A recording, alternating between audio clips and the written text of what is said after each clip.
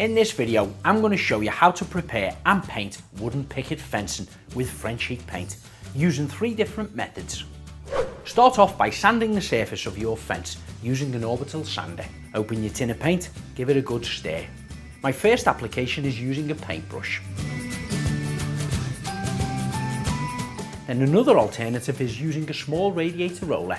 Pour the paint into your tray, get plenty on the roller and start to apply on the surface. Then there's paint spraying.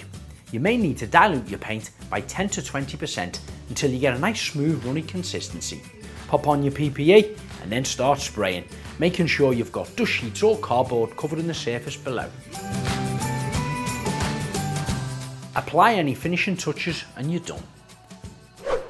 If you want to see more 60-second tips, subscribe to our YouTube channel, Mr. and Mrs. DIY.